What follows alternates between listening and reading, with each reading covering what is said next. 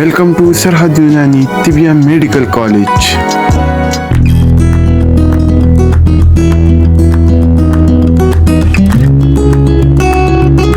मुफरत दवा है बेलगिरी। ये एक जायकेदार फल होता है, बहुत सख्त छिलकों वाला। उसका शरबत भी बनाया जाता है। पहले मुख्तसर तारुफ और उसके बाद अफाल व खवास। अंग्रेजी में इसे बेल फ्रूट कहते हैं, लातीनी में एगल मार्मेलोस। अफाल व खवास पे बात करते हैं। इसका नफे खास है, ये नाफे जहीर है। पेचिश के लिए शरबत बेलगिरी बड़ा मशहूर है। मुरब्बा बेलगिरी इस्तेमाल किया जाता है। पेचिश के लिए ये नफे खास रखती है। इसके ताज़ा हालत में अफाल अलग है और खुश्क हालत में अफाल अलग हैं। ताज़ा हालत में ये मुलय्यन असर रखती है। यहाँ पर उसके माने जो मुश्किल अल्फाज हैं वो दे दिए गए हैं। खुश्क हालत में ये काबिज असर है और हाबिस है। ताज़ा हालत में मुलय्यन, जबकि खुश्क हालत में काबिज। ये मुकव्वी मैदा व हाजिम है, हाजमा अच्छा करता है। मुफर्रह भी है। इसका शरबत काफी फरहत बख्श होता है। इसके दरख्त की छाल जो है दाफे हुम्मा है, बुखार को कम करती है। इसकी पत्तियां जो है बर्ग नाफे ज़ियाबेतस के लिए खास तौर से इस पर रिसर्च हुई है।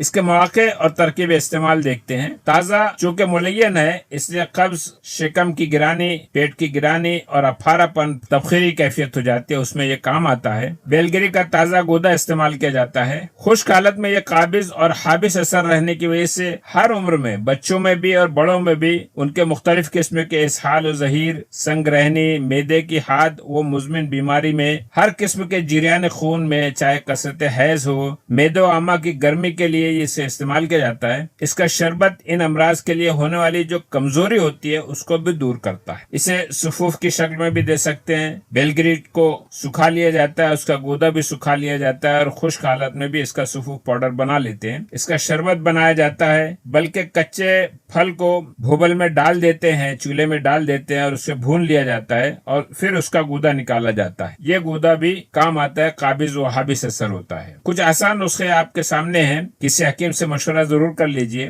पहला नुस्खा बताया गया है कि मगज़े बेलगिरी का गूदा जो है वो, उसको पानी में अच्छी तरह हल कर लें, चाहें तो शक्कर मिला लें। इसहाल पेचिश के लिए एक अच्छा शरबत तैयार है। दूसरा जो है, कच्चे फल लेकर इसको भोबल में रखें, जब चूल्हे में वो लाल हो जाए, इसका गूदा सुबह निहार मुंह 25 से 30 ग्राम तक खिलाएं। चंद रोज के इस्तेमाल से मुज़मिन इसहाल भी कम हो जाते हैं। कच्चे फल का गूदा भी बराह रास्त खा सकते हैं, लेकिन कच्चा फल बराह रास्त खाने पे थोड़ा सा पेट पे गिरानी लाता है। इस तरह से, इस तरकीब से कि भूबल में डाल के उसे तैयार कर लिया जाता है, फिर खाते हैं। खुश्क बेलगिरी का जोशांदा तैयार किया जाता है। ये पानी भी इसहाल को कम करता है। खुश्क बेलगिरी जो है, खासतौर से उसका गूदा, ये मुकव्वी मैदा व हाजिम है। ज़ोफ़े मैदा, ज़ोफ़े अमा, ज़ोफ़े हज़्म, सुए हज़्म, वजूल फवाद, ज़ोफ़े इश्तिहा, भूख की कमी, दर्द शिकम, रीही, नफ़े शिकम, तबखीर, इन सारे अमराज में हम उसे इस्तेमाल कर सकते हैं। मुरब्बा इस्तेमाल करें या कच्चे बेलगिरी का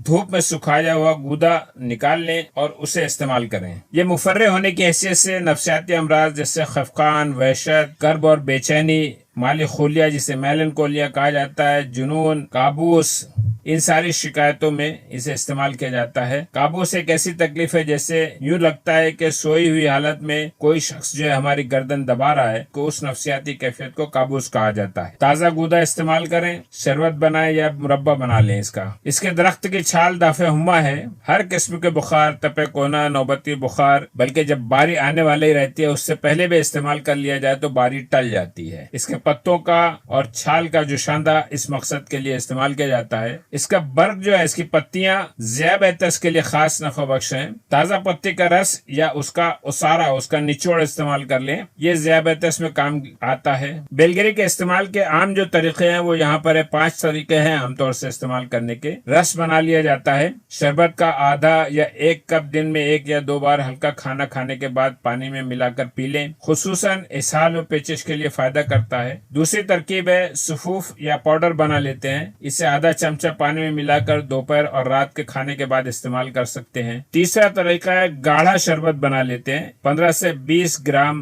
बेलगिरी का गूदा लेकर ठंडे पानी में मिला लें और फिर छान कर इसके इस्तेमाल करें, गाढ़ा गाढ़ा। ये मैदे की गर्मी को दूर करता है। इसका जोशांदा भी इस्तेमाल किया जाता है। 5 ग्राम भुने हुए बेलगिरी का गूदा गर्म पानी में डालें और हिलाने के बाद इसे पी लें। इसका मुरब्बा भी तैयार किया जाता है। यह हाजमे के लिए बहुत अच्छा है। हर नाश्ते के बाद इस्तेमाल किया जा सकता है। दीगर دوسرے افعال و خواص جو اس کے بتائے گئے بیلگری کے، یہ کولیسٹرول کو کم کرتا ہے۔ بیلگری کا گودا اور اس کے پتوں کو خراب قسم کی چربی یعنی بیڈ کولیسٹرول، لو ڈینسٹی لائپوپروٹین وغیرہ کو کم کرنے کی صلاحیت رکھتی ہے۔ اس کے لیے بھنا ہوا بیلگری کا گودا استعمال کرتے ہیں، جبتوں کا رس استعمال کیا جاتا ہے۔ حاملہ کی قے کو روکنے کے لیے بھی استعمال ہوتا ہے۔ حاملہ کی قے میں آرام کے لیے بیلگری کا گودا 1 چمچہ ابلے ہوئے چاول کے پانی کے ساتھ لیں یا گڑ کے ساتھ کھلائیں۔ یہ مدمل قروح بھی ہے۔ بیلگری کا گودا جو ہے یہ زخموں کو ٹھیک کرتا ہے۔ بیلگری کا گودا یا خشک بیلگری کا صفوف کا مرہم بنا لیں اور اس مرہم کو زخم پر لگانے سے اندمال تیزی سے ہوتا ہے۔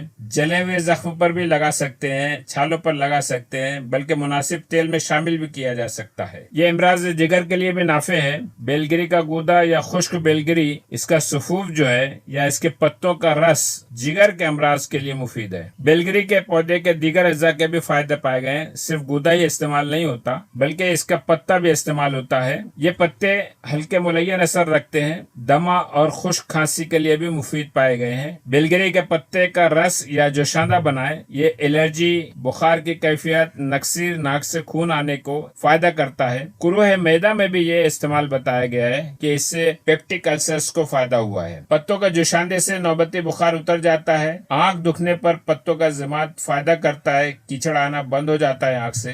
رس میں تھوڑا کالی مرچ کا اضافہ کر لیں اور اسے پلانے سے قبض دور ہوتا ہے، بواسیر کو فائدہ کرتا ہے، یرقان کی کیفیت بھی دور ہوتی ہے۔ بیلگری کی چھال کے جوشاندے میں شہد ملا کر پلانے سے صفرا اور بلغم کی وجہ سے ہونے والی قے جو ہے وہ بند ہو جاتی ہے۔ یہ ایک صفحے پر سارے افعال و خواص آپ کے سامنے ہیں، مشہور افعال و خواص بھی ہیں اور جو دیگر افعال و خواص اس کے اجزاء میں بھی پائے گئے ہیں وہ سب یہاں بیان کر دیے گئے ہیں۔ اسے آپ اسکرین شاٹ لے سکتے ہیں۔ اس کے مرکبات جو ہے، مربع بیلگری بہت مشہور ہے، شربت بیلگری، معجون ضرب، دوائے برائے اسہال اور صفوف ہندی بیلگری اس میں شامل کیے جاتے ہیں۔ ان کے ہر حصے میں الگ الگ فائٹو کیمیکلز ہیں۔ فروٹ پھلوں میں الگ ہے، پتیوں میں الگ ہے، بارک چھال میں الگ ہے، اس کی بیجوں میں الگ ہے۔ ان فائٹو کیمیکلز کے بارے میں کہوں گا خاص طور سے جدید طلبہ کے لیے میرا مشورہ رہے گا کہ وہ اس پر غور کریں۔ صرف مزاج کی بنیاد پر ہم علاج معالجے کی بجائے ان فائٹو کیمیکلز پہ بھی غور کریں۔ ان کے افعال و خواص کے بارے میں بھی جانیں۔ بہت تفصیل سے انٹرنیٹ پہ موجود ہے کہ مارمینول جو ہے وہ کیسا اثر کرتا ہے، کس طرح سے اثر کرتا ہے، پرالیٹین کیسے کرتا ہے، مارملوزن کیسے کرتا ہے۔ یہ ساری چیزیں آپ کو غور کرنا چاہیے اور اس بنیاد پہ آپ نئے نئے استعمال معلوم کر سکتے ہیں۔ اور ان فائٹو کیمیکلز کی معلومات کے ذریعے آپ بہت ساری نئی اس کے کلینکل ایفیکٹ آپ کے سامنے آئیں گے، جسے آپ کامیاب طریقے سے اپنے مطلب میں استعمال کر سکتے ہیں۔ افعال و خواص کی بنیاد پہ جو فارماکولوجیکل ایکٹیویٹیز بیلگری میں ملی ہیں وہ یہ ساری چیزیں ہیں۔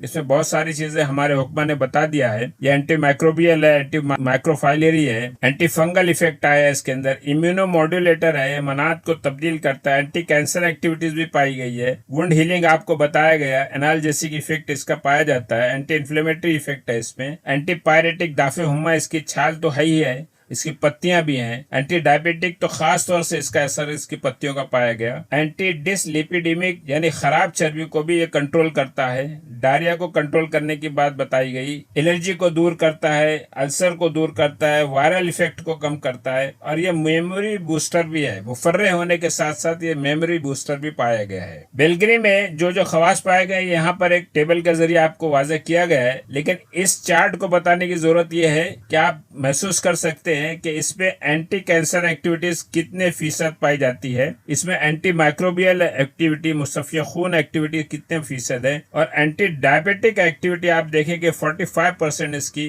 ڈائبیٹک اینٹی ڈائبیٹک ایکٹیویٹی پائی گئی ہے۔ اور اس طرح سے جو اکثر کہا جاتا ہے کہ آپ ایک ہی دوا میں اتنے سارے استعمالات بتاتے ہیں، اتنے سارے فوائد بتاتے ہیں، تو ایسا لگتا ہے کہ ایک دوا جو ہے سارے امراض کے لیے کام کر جائے گی، لیکن ایسا نہیں ہے۔ آپ یہاں دیکھ سکتے ہیں کہ بیلگری ہے، اینٹی مائکروبیل ایکٹیویٹی کافی ہے، اینٹی کینسر ایکٹیویٹی بھی ہے، اینٹی ڈائبیٹک ایکٹیویٹی بھی تو بہت اچھی ہے اس کے اندر۔ تو ہم جو فائدے زیادہ اثردار ہوں گے اس دوا میں، پہلے ہم اس کا انتخاب اس مقصد کے لیے کریں گے۔ یہ آپ کے سامنے ریسرچ پیپر ہے Indian general of experimental biology میں، اس کے اندر ایگل مارمیلوس کی بایولوجیکل ایکٹیویٹیز اور اس کے کیمیکل کانسٹیٹوئنٹس کے بارے میں بتایا گئی ہے۔ اگر آپ لنک دیکھنا چاہیں تو یہاں پر لنک دیا ہوا ہے۔ یہ ایک دوسرا ہے world general of pharmacy and pharmaceutical sciences में है, phytochemicals and pharmacological review of माजा। माजा बेलगरी को कहते हैं, मार्मेलोस। इसकी भी लिंक यहाँ पर आपको दी गई है, जो तफसील से इसको देखना चाहे वो देख सकते हैं। ये एक तीसरा पेपर है, phytochemicals and antioxidant properties of bael. ये journal of agriculture and food research में पाया गया है और इसकी भी लिंक आपको दे दी गई है। बेलगरी का मिजाज ताजा बेलगरी सर्द और तर मिजाज का पाया गया है, सर्द दुअम दर्जे में और तर सुअम दर्जे में। खुश्क जो है वो सर्द खुश्क है। इसकी मिकदार खुराक सुफूफ 2 से 3 ग्राम इस्तेमाल करें। जो खुश्क किया हुआ साये में खुश्क हुआ बेलगरी का गूदा जो होता है उसका सुफूफ जो है 2 से 3 ग्राम। शरबत जो है 1 से 2 चमचा यानी 5 से 10 ml आप इस्तेमाल कर सकते। इसके मुजर्रत जो है ये मुसद्दद है। मुसद्दद बोले तो ऑब्स्ट्रक्शन, रुकावट पैदा करने वाला। ये मैदे में, आंतों में रुकावट पैदा करता है, इसीलिए मुसद्दद कहा गया है कि ये सुद्दे पैदा करता है, इसलिए एहतियात से इस्तेमाल करना चाहिए और उसी वजह से ये बवासीर का सबब भी बन जाता है। इसके इस्लाह के लिए नबात सफेद इस्तेमाल करें और अगर बेलगरी ना मिले तो सुबह से अस्पगोल इस्तेमाल करें। अफार खवास के बाद अब बेलगरी की कुछ बुनियादी मालूमात और कुदरती माहियत और पहचान के ताल्लुक से। बेलगरी को अंग्रेजी में बेल फ्रूट या वुड एप्पल कहते हैं, लातीनी में एगल मार्मेलोस, उर्दू में बेलगरी कहा जाता है, फारसी में सेब चोबी, अरबी में सफरजल, तुफाए खशबी, संस्कृत में बिलो, बिलवा, श्रीफल, हिंदी बेल या बेल फल, मराठी में बेल, पंजाबी कश्मीरी में बिलवा, गुजराती में बेली या बेलो, सिंधी काठोड़ी, बंगाली बिलवा और पुश्तू में श्रींग या बेल ही कहा जाता है। इसकी माहियत जानते हैं। असल फल ही इस्तेमाल होता है जो आपको नजर आ रहा है और बेलगरी दरअसल बेल के दरख्त के फल का मग्ज है। इसका जो दरमियानी गूदा होता है यही आमतौर से इस्तेमाल होता है। ये जो दरमियानी गूदा है फल के सख्त छिलकों से अलग करके खुश्क कर लिया जाता है, कभी ताजा भी इस्तेमाल किया जाता है। ये अनार के साइज या उससे कुछ बड़ा ताजा हालत में सब्ज होता है और कुछ नर्म रहता है, लेकिन पुख्ता होने पर सख्त छिलकों वाला हो जाता है। इतना वजनी होता है कि जो डाल जिसमें लटका रहता है वो लटक जाती है। पके हुए फल का मग्ज जर्दी माइल सुर्ख होता है, मजा शीरी, खुशबूदार और लुआबी होता है, थोड़ा सा चिपचिपापन पाया जाता है। ये आप डाल लटकी हुई देख रहे हैं, सब्ज फल है। ये हरा हरा फल ताजा फल है, इसको आप धारदार हथियार से काट सकते हैं और जब दरख्त में ये पक जाता है तो इस तरह से जर्दी माइल हो जाता है। ये है आमतौर से मिलने वाला बेल का फल जो आप मार्केट में आपको मिल जाएगा। और ये अंदर गूदा जो है उस सुर्खी माल गूदा लजीज गूदा होता है, शीरी होता है, खुशबूदार। ये सब्ज रंग का बेल फल है जिसे बीच से तराश दिया गया है। फल के अंदर ये गूदा 15 से 20 हिस्सों में बटा होता है। यहाँ आप देख सकते हैं कि किस तरह से कई हिस्से पाए जाते हैं। हर हिस्से में चपटे चपटे 1 सेंटीमीटर लंबे 6 से 10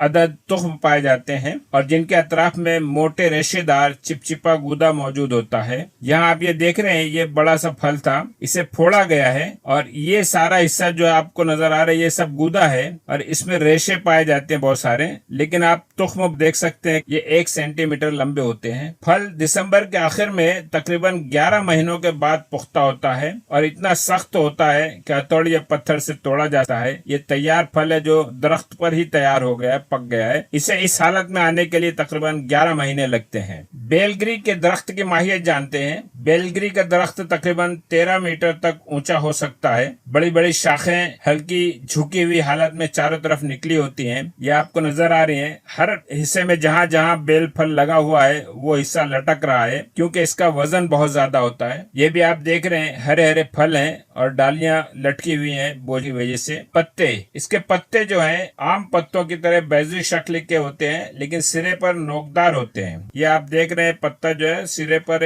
नोकदार है। अक्सर 3-3 पत्तियों के सेट में लगते हैं। यहाँ आप भी देख रहे हैं, ये एक सेट है, ये एक पत्ता, दूसरा पत्ता और ये तीसरा पत्ता। हर जगह पर आमतौर से 3-3 पत्तियों का सेट लगता है। किनारे बिल्कुल हमवार होते हैं। नए पत्ते नर्म हल्के स्याही माइल सब्ज और बड़े पत्ते गहरे सब्ज होते हैं। फूल 1.5 से 2 सेंटीमीटर के सब्ज या जर्द हल्के खुशबूदार फूल लगते हैं। 4 से 5 पंखड़ियां पाई जाती हैं और फूल जो है पत्तियों के दरमियान ही खिलते हैं। बारआवर फूलों की पंखड़ियां झड़ जाती हैं। जिन फूलों की बारआवरी नहीं हुई है उनकी पत्तियां अब खत्म हो गई हैं। जो फूल پھل میں تبدیل نہیں ہو پاتے, وہ مرجھا کر گر جاتے ہیں. بیلگری کا پھول آپ کو قریب سے نظر آ رہا ہے. پورے پھول کے درمیان میں آپ دیکھیں گے جب باراوری ہو جاتی ہے تو بالکل درمیان میں ایک چھوٹا سا پھل بننا شروع ہوتا ہے. یہاں بھی آپ دیکھیں گے پورا پھول تھا, پتیاں تھی, اب یہ جھڑ جائیں گی اور درمیان میں یہاں پر پھل بننا شروع ہوگا. یہ ہے تازہ تازہ پھل جو بالکل شروع کی حالت میں ہے, سبز ہوتا ہے, نرم ہوتا ہے. ایسے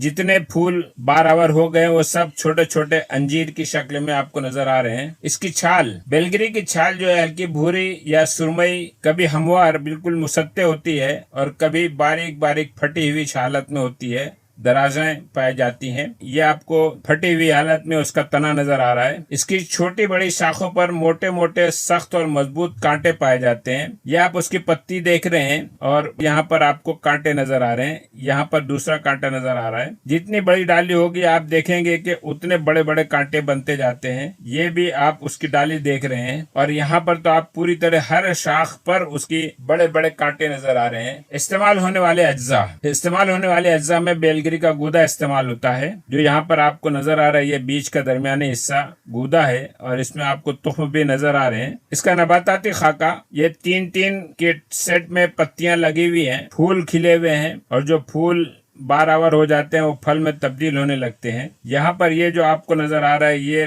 بنا ہوا پھل ہے. یہاں پر آپ دیکھ سکتے ہیں کہ اگر اس کو بیچ میں سے کراس کر دیا جائے تو کس طرح سے 15 سے 20 کھانے بنے ہوتے ہیں اور ہر ایک میں بیج نظر آتے ہیں. پیداواری علاقے اور کاشت, بیلگری انڈو پاک اور ان مشرقی ممالک میں قدرتاً اگتا ہے. یہاں آپ یہ نقشہ دیکھ سکتے ہیں, انڈیا پاکستان میں تو یہ بھرپور انداز میں ہے اور صرف اس کے مشرق میں جتنے ممالک ہیں یہیں پر یہ پیداواری علاقہ پایا جاتا ہے. اصل میں انڈو پاک کا پھل ہے. دنیا میں جن ممالک میں یہ پایا جا رہا ہے, بنگلہ دیش, نیپال, انڈمان, سری لنکا, میانمار, کمبوڈیا اور ویتنام,